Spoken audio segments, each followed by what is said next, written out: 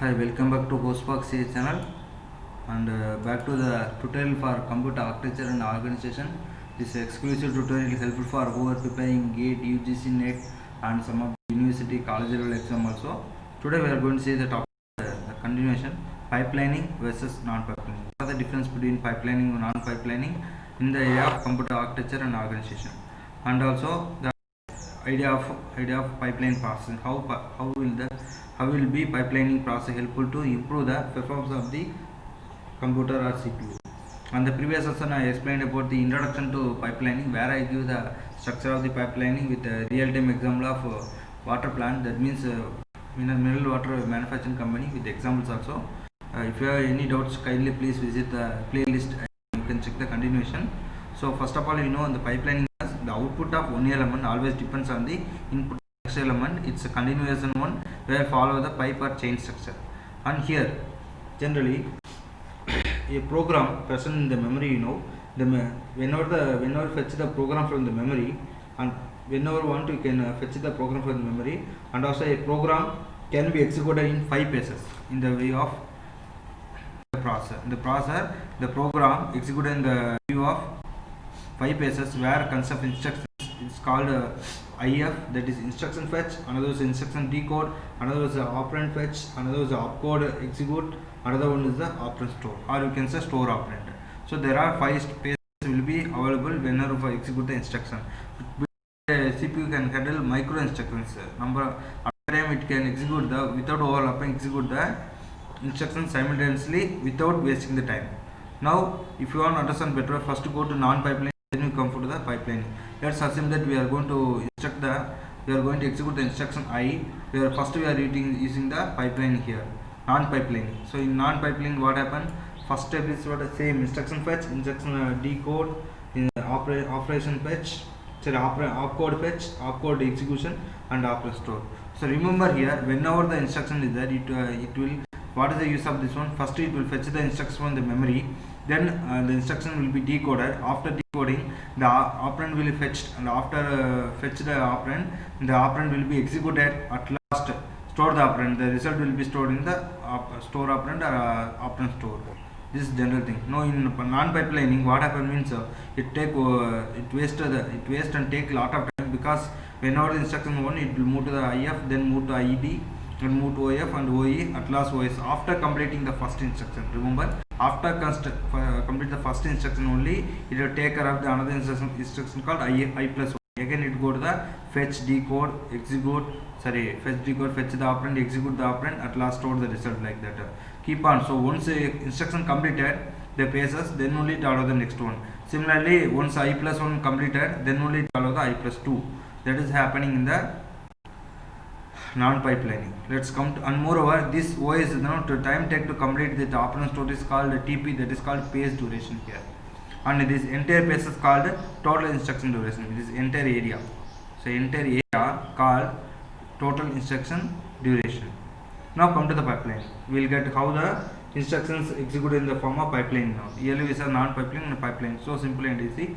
So here same stages will follow here: phases, instruction fetch, instruction decode, opcode fetch, opcode execution, and operand store.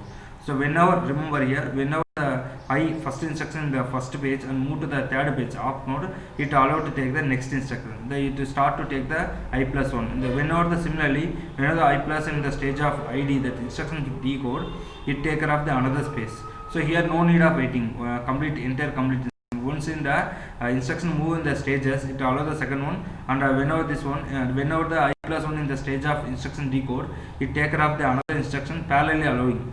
So I plus 1 or I plus 2 in the stage of instruction fetch here.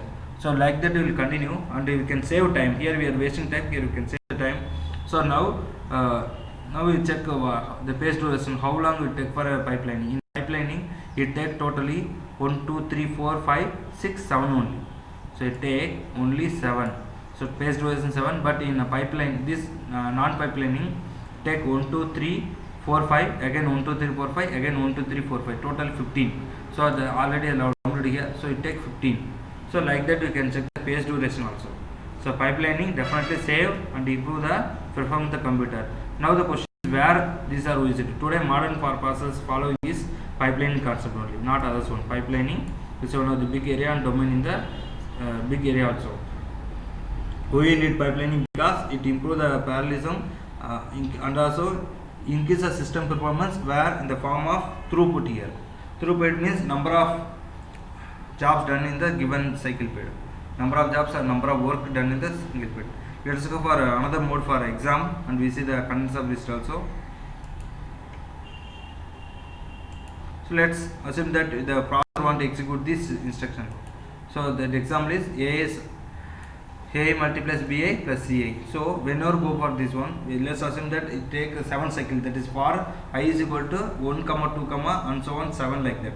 So whenever want to, we can't directly execute the operand whenever the form of pipelining whatever that in the pipelining. If you want to execute, we have to use the registers also. We can use as the registers will be connected to the combination circuits. If you want to register 2 or 4, 5 registers, you can use number of registers used for execute the operation.